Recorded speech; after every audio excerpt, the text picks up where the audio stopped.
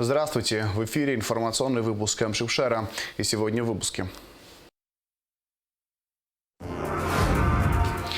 Эпидситуация в школах и дошкольных учреждениях столицы пока под контролем. По городу Сухум на данный момент коронавирусной инфекцией болеют 10 учителей и до 40 детей.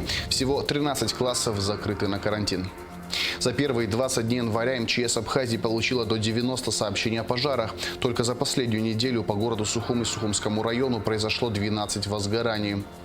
В городе Ачимчира к дороге, ведущей в порт, очень близко подобралось море. Если в ближайшее время не предпринять мер, дорога разрушится окончательно.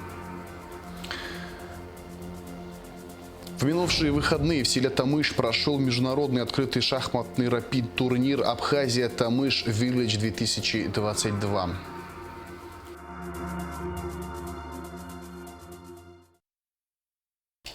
Министр здравоохранения Эдуард Будба, главный санитарный врач республики Людмила Скорик, руководитель аппарата правительства Давид Сангуля обсудили на рабочем совещании у премьер-министра Александра Анкваб текущую эпидобстановку в стране. Как сообщает пресс-служба Кабмина, в частности, обсуждался проект рекомендаций по внесению некоторых изменений в распоряжение президента о мерах по защите населения от новой коронавирусной инфекции COVID-19, предполагающих корректировку отдельных ограничений в отношении спортивных организаций и учреждений культуры. Проект предусматривает допустимость работы домов культуры, театров, объектов спортивно-оздоровительного назначения при условии соблюдения санитарно-эпидемических требований. При этом предлагается продлить запрет на проведение свадебных, торжественных, праздничных, поминальных, деловых, развлекательных и иных массовых мероприятий в закрытых помещениях, а также требования и рекомендации в отношении порядка функционирования торговых объектов, пассажирского транспорта и иных. Проект включает отдельное поручение разработать и утвердить требования и правила при проведении выборов в Народное собрание Абхазии. Продолжаем тему эпидситуации в стране. Какова эпидситуация в общеобразовательных и дошкольных учреждениях Сухума? Наша съемочная группа побывала в некоторых столичных школах и детских садах. Репортаж Сарии Кварацхелия. В 10-й столичной школе 1073 учащихся. Дети учатся в 2 смены. Во избежание распространения коронавирусной инфекции в школе организованы 3 входа. На сегодняшний день 2 класса закрыты на карантин. У 7 учащихся и 4 учителей подтвердился COVID-19. Еще 3 педагогов находятся на самоизоляции. Из 83 учителей коронавирусной инфекцией переболели 56 человек. 26 вакцинированы, 4 ревакцинированы. В 6-й столичной школе эпидситуация стабильная. Болеет только 1 преподаватель. Что касается детей, на прошлой неделе после каникул в 11 классе 2 девочки не вышли на учебу, и они заболели, поэтому класс мы не закрывали. А 4 класс у нас неделю находился на самоизоляции, потому что мальчик был в понедельник, во вторник у него родители заболели, и поэтому мы посчитали возможным закрыть класс.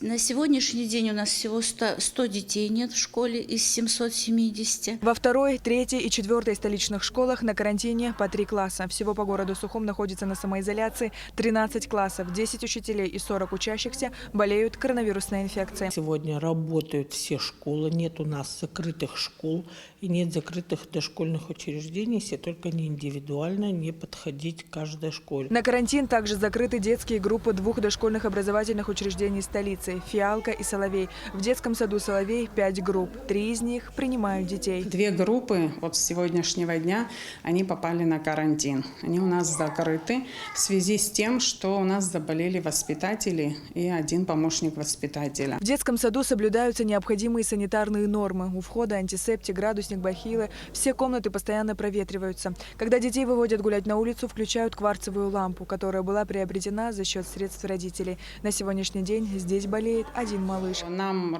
мама позвонила вот на выходные воспитателям и сообщила, что у нее заболел ребенок. Там мать сама болеет, но ребенок к нам не ходил. В коллективе детского сада 34 сотрудника. 5 из них вакцинированы. Заболевшая нянечка и воспитательница, они были вакцинированы? Нет, к сожалению. Всего в столице 747 учителей, из них 163 вакцинировались. 48 человек техперсонала тоже привиты. Итого 20%. Что касается сотрудников дошкольных учреждений столицы, то среди них вакцинировано всего 10%. Сария Кварацхелия, Алексей Баструков, Абхазское телевидение. Центральной избирательной комиссии продолжается регистрация партий инициативных групп по выдвижению кандидатов в депутаты Народного собрания Абхазии. На сегодняшний день зарегистрировались более 30 инициативных групп и 3 политические партии. Председатель ЦИК Дмитрий Маршан отметил, что процесс идет активно и без нарушений. Уже третий день мы принимаем документы от инициативных групп. Более 30 инициативных групп уже зарегистрировались и 3 партии. Я думаю, что за 3 дня это говорит о том, что довольно-таки активно идет процесс. И сейчас, как вы видите, стоит очередь. Я думаю, что конкуренция будет большая, потому что времени не так много, до 10 февраля, но это то, что отведено законодателям. И инициативные группы потом будут собирать подписи для того, чтобы уже зарегистрировать непосредственно самих кандидатов. С 10 февраля мы будем уже, если документы будут в порядке, регистрировать уже самих кандидатов. С 10 по 2 марта. 24 января Центральной избирательной комиссией Абхазии зарегистрированы инициативные группы по выдвижению кандидатов в депутаты. Кварчия Кан Валерьевич по избирательному округу номер 9. Риквава Тимур Ривазович по избирательному округу номер 7.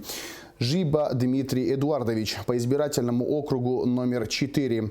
Ичмелян Артур Борисович по избирательному округу номер 23. Кокая Гарри Гурамович по избирательному округу номер 31. Аршба Астамур Борисович по избирательному округу номер 12. Агумава Эраст Рамзанович по избирательному округу номер 6. Аксузян Ашот Киркорович по избирательному округу номер 24. Ахба Астамур Яковлевич по избирательному округу номер 19. Хагба Изольда Станиславовна по избирательному округу номер 13.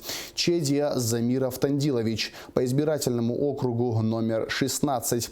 Джопуа Баталзурабович по избирательному округу номер 32. Сацба Инар Астикович по избирательному округу номер 25. Авицба Аляс Витальевич по избирательному округу номер 20. Хагба Алхас Эсметович по избирательному округу номер 19. Лолва Рауль Валерьевич по избирательному округу номер 6. Айба Батал Эдуардович по избирательному округу номер 4. Салакая Нарсоу Бесланович по избирательному округу номер 3. Жилинская Елена Николаевна по избирательному округу номер 2. Кварча Абисалом Алексеевич по избирательному округу номер 34. А также политические партии Амцехара и Народная партия Абхазии. Парламентским комитетом по социальной политике, труду, здравоохранению, демографии, делам ветеранов и инвалидов войны было проведено слушание по вопросу эпидобстановки в стране. Как сообщается на сайте парламента, по итогам слушаний, в которых приняли участие профильные специалисты, было принято решение рекомендовать президенту Аслану Бжане и премьер-министру Александру Анкваб перенести парламентские выборы на 6 месяцев на теплый период года с традиционно наименьшим уровнем заболеваемости COVID-19. Сухумский городской суд продлил срок содержания под стражей участника массовых беспорядков 21 декабря Аслана Тания до 22 февраля. Как сообщил руководитель аппарата Верховного суда Джемал Гогия, это дата срока окончания предварительного расследования, установленного законом. Напомним, что ранее, 11 января, в отношении Тания была избрана мера пресечения в виде заключения под стражу на 15 дней. 24 января исполнилось 105 лет со дня рождения штурмана гвардии лейтенанта Мэри Авицба. Первая летчица Абхазии принимала участие в обороне Кавказа, освобождении Крыма, Белоруссии, Польши, разгроме врага на территории Германии. За время военных действий Мэри Авицба совершила 477 боевых вылетов, сбросила на врага 63 тысячи килограммов смертоносного груза. В 1944 году ее самолет совершил жесткую посадку, в результате чего у Мэри был поврежден позвоночник. Девушка 7 лет была парализована, однако после удавшейся операции вновь встала на ноги. После войны Мэри Авицба вела большую общественную работу, была избрана депутатом Верховного Совета Абхазии, была председателем родительского комитета 10-й средней школы, вела большую работу по патриотическому воспитанию молодежи, пропаганде героических традиций советской авиации. За героические подвиги гвардии лейтенант Мэри Авицба была награждена орденами Отечественной войны 1 и 2 степени, медалями за оборону Кавказа, за победу над Германией. За первые 20 дней января МЧС Абхазии получила до 90 сообщений о пожарах. Только за последнюю неделю по городу Сухум и Сухумскому району произошло 12 возгораний. Как отмечают специалисты, количество пожаров возрастает в зимнее время года. В чем причина? В несоблюдении норм противопожарной безопасности или в обычной человеческой беспечности, выясняла наша съемочная группа. Репортаж Эсмы Гуланзе. На прошлой неделе в Сухуме загорелся билетажный дом по улице Папаскир. Огонь был благополучно потушен, однако сгорели 2 комнаты и коридор. Днем позже пожар произошел в частном доме по улице Лакербая. Пострадавших нет, однако в результате происшествия сгорел 2-й этаж. 22 января в МЧС Абхазии поступило сообщение о пожаре в одной из квартир по улице Сахарова. Сначала загорелся диван от электрообогревателя. Дым фактически отрезал дорогу к выходу, находившимся в помещении дедушки и внучки. Прибыв на место происшествия, пожарники проникли в горящую квартиру, надели на людей кислородные маски и вывели их. Это одни из многочисленных случаев. В последнее время количество возгораний исчисляется десятками. За последнее время по городу Сухум и Сухумскому району у нас 12 пожаров. Это очень много. Из них у нас с материальным убытком 8. Все пожары в жилом секторе, именно с материальным убытком. В квартирах тоже бывают пожары, но не так часто, как в жилых домах. Ну и в основном это ветхие жилые дома. Специалисты МЧС отмечают, что в основном пожары учащаются с наступлением холодов, когда жители включают электроприборы в сеть, пренебрегая при этом правилами пожарной безопасности. Основные причины пожаров – это перенапряжение в электросети. У нас бывает нарушение правил эксплуатации электрооборудования. Это самая распространенная у нас причина, по которой происходят пожары.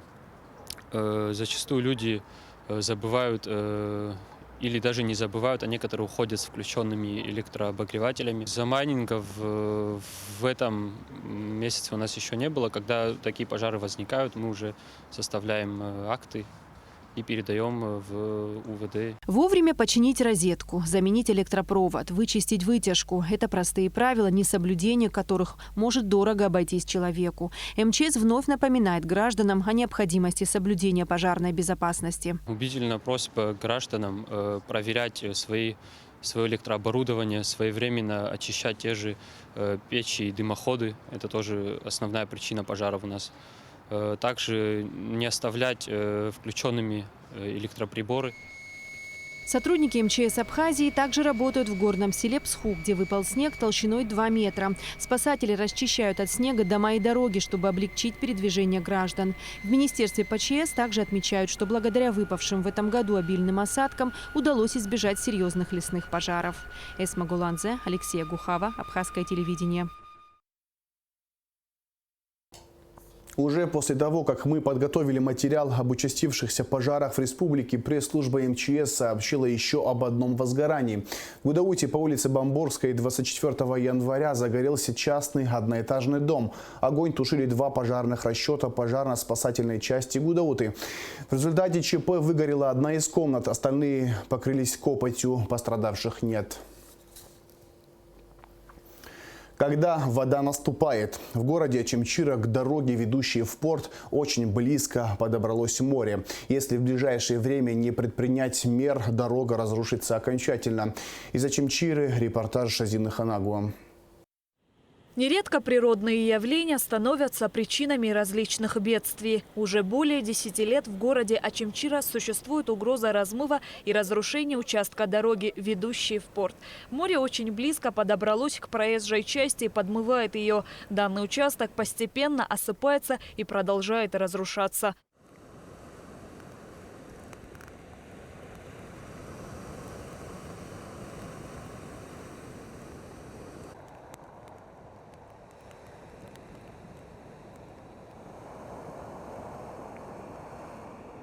самом деле очень серьезная проблема. Идет подмыв дороги. Тут недалеко еще 4-я школа. В целом, вот сейчас, где мы стоим, раньше здесь проходила дорога, ее практически нету. Тут дальше стояли дома, какие-то другие строения, их практически нету. Сейчас эта дорога, которая ведет в порт, она новая дорога. Ну, я думаю, если какие-то меры не принять, то и этой дороги не будет. По словам Артемона Габилая, ситуация крайне сложная. Для ее решения необходимо срочно провести берегоукрепительные работы. Однако силами администрации района решить данную проблему не представляется возможным. Есть бумаги, есть, мы письма писали. Силами района эту проблему не решить. Или включить в программу, или, не знаю, силами республиканского бюджета. Так, надеемся на поддержку правительства. Я думаю, если мы это в скором времени не исправим, эту ситуацию, то точно останемся без дороги. Сомнений в том, что ситуация критическая, нет. В данный момент рассматривается вопрос об изыскании средств на проведение берегоукрепительных работ и недопущению полного разрушения дороги. Шазина Ханагу, Раму Камке, Абхазское телевидение. Плюс 70 миллионов рублей. Доходы Абхазской железной дороги в 2021 году увеличились почти вдвое. Благодаря этому руководство АЖД повысило заработную плату сотрудникам. Об итогах деятельности, о планах и перспективах унитарного предприятия рассказал генеральный директор АЖД Арсо Читанава в пресс-центре Абхазского телевидения. Смотрите пресс-конференцию сразу после выпуска новостей. А сейчас небольшой отрывок. За 2019 год Абхазская железная дорога по доходам заработала 94 миллиона рублей, а за 2021 год 164 миллиона рублей. При том, что перевозки значительно не увеличились. Те же самые перевозки, это за 2019 год 6523 вагона перевезли, за 2021 год 7000 вагонов. То есть перевозки можно оставить на том же уровне, но доходы Абхазской железной дороги увеличились. За счет чего это произошло? За счет того, что Абхазская железная дорога все начала перевозить своими силами, своими возможностями, и весь доход пришел на Абхазскую железную дорогу. По поводу налогов. В 2019 году это общий в бюджет и во внебюджетные фонды составил 19 миллионов 837 тысяч рублей. В бюджет 9 миллионов 377 тысяч, а во внебюджетные фонды 10 миллионов 460 тысяч. За 12 месяцев, за 2021 год 32 миллиона рублей, то есть почти в 2 раза. Средняя заработная плата, когда я вступил в должность, была 10 500 рублей, сегодня она составляет 18 700. В минувшие выходные в селе Тамыш прошел международный открытый шахматный рапид-турнир «Абхазия Тамыш Village-2022». В церемонии открытия турнира участвовали министр просвещения и языковой политики Инал Габлия и советник президента Абхазии по вопросам спорта Ахра Ашуба. Мероприятие объединило 80 спортсменов из России и Абхазии. Наши шахматисты показали хорошие результаты и заняли призовые места. О том, как прошел турнир и кто стал его победителем, в репортаже Адицы Сагария. Шахматный турнир «Абхазия Тамыш Village-2022» впервые прошел в героическом селе Тамыш в рамках международного шахматного фестиваля «Абхазия Open». На турнир приехали более 30 спортсменов из России, среди них 3 гроссмейстера. Всего в соревновании приняли участие более 80 шахматистов, самому младшему из которых всего 7 лет и самому старшему 73 года. Министерство просвещения и языковой политики Инал Габлия поблагодарил всех участников турнира и пожелал им успехов. Хочу поблагодарить всех участников сегодняшнего международного турнира. Это гости из Российской Федерации, чемпионы мира, чемпионы Европы, наши школьники со всей страны. Поэтому я уверен, что этот турнир, этот новый опыт для них будет уникальным для развития их интеллектуальных способностей. И дети с удовольствием участвуют, я вижу на их лицах улыбки, ожидания игры. Поэтому с новыми победами вперед! В В турнире приняли участие спортсмены из Центральной России, Санкт-Петербурга, Москвы, Северного Кавказа и, конечно же, Абхазии. Чемпионат проходил на уровне российских турниров. По замыслу организаторов турнир планируется проводить ежегодно. Да, именно в селе. Вот так мы, весь юг России знает село Тамыш. Мы рассказали сегодня на открытии о героическом пути, который прошло это село. Вспомнили нашего легендарного Лагута Чантовича заранее, который вот в этом месте как раз высаживал свой десант. И здесь были кровопролитные бои. Чемпионат «Рапид» – это сейчас очень распространенные быстрые шахматы, так называемые. Мы, Абхазия Open, проводим 10 дней, а сейчас по всему миру. Правда, вот у нас немножко накладка, потому что в Липецке точно такой сейчас идет турнир, такой же формат, такие же призы, все одинаково. Ну и, конечно, многие предпочли там остаться. Турнир проводился по правилам ФИДЕ, швейцарской системе в 12 туров. Компьютерная жеребьевка участников. Контроль времени 15 минут плюс 5 секунд на каждый ход, начиная с первого. Первая партия гостя, четырехкратного чемпиона Европы, гроссмейстера Максима Луговского, прошла легко и быстро. Все решающие туры впереди, говорит сам участник турнира. Неплохо играл. Да, дебют хорошо разыграл. Там уже в середине игры, конечно, намудрил. Опыт сказался. Первый раз в Абхазии неожиданно. А положение вот на сайте я увидел, отыграл и приехал. Международный турнир «Абхазия Open» проводился при поддержке Госкомитета по делам молодежи и спорту совместно с Федерацией шахмат Абхазии при поддержке Министерства просвещения и языковой политики. Финансовую помощь оказали Универсал Банк, Амобайл, администрация Гулрыбского района. Инициативу проведения данного турнира в селе Тамыш поддержало руководство Тамыш Village 2022. Надеемся, что это мероприятие будет ежегодным, будет собирать людей со всей России, поскольку сейчас география участников очень широка, поэтому будем всячески содействовать и с Федерацией шахмат, и с руководством Республики Абхазия, чтобы такие мероприятия проводились, мы их тоже всячески будем поддерживать. Среди любителей интеллектуального вида спорта был гость из северной столицы Виктор Можняков. По его мнению, главным атрибутом данного турнира является то, что основную часть игроков представляло молодое поколение. Был на многих турнирах, во многих странах, но такой теплоты, уюта, очарования, как в Абхазии, нигде не встречал. Начиная от природы, погоды, вина, но и главное – люди. Вот этот турнир первый международный – это ласточка серии турниров. Как только мы услышали о турнире, тут же взяли билеты. Десант из Питера, к сожалению, 3 человека пока. Я думаю, в следующем году будет на порядок больше. По итогам двухдневных соревнований победителем турнира стал гроссмейстер из Кисловодска Павел Смирнов. Среди ветеранов сильнейшим признан Борис Накопья. Среди юных участников Стилиан Мукпа из Пицунды. Первое место среди шахматистов до 10 лет занял Даниил Ниценко. Среди школьников Осман Пшмахов. Среди национальных рейтингов победу одержал Артем Табарян. Среди женщин сильнейшей стала Анна Афанасьева. Победитель турнира получил 100 тысяч рублей денежного приза.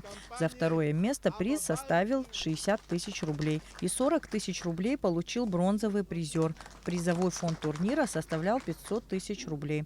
Адица Сагария, Арина Гухава, Абхазское телевидение. Посольство России в Абхазии информирует, что 28 января с 10 до 13 часов в консульском отделе в городе Гагра, районное отделение милиции, будет производиться выдача готовых российских загранпаспортов. Гражданам при себе необходимо иметь старый паспорт. Кроме того, будет производиться прием готовых пакетов документов на оформление 5-летнего загранпаспорта.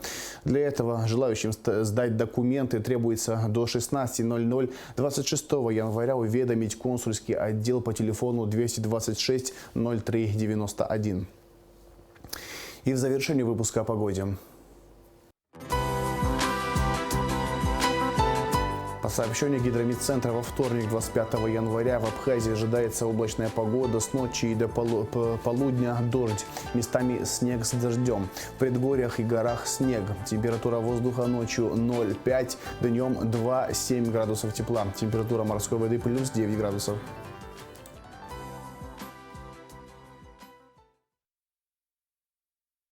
На этом информационный выпуск Амшевшара подошел к концу. Всего хорошего. До свидания.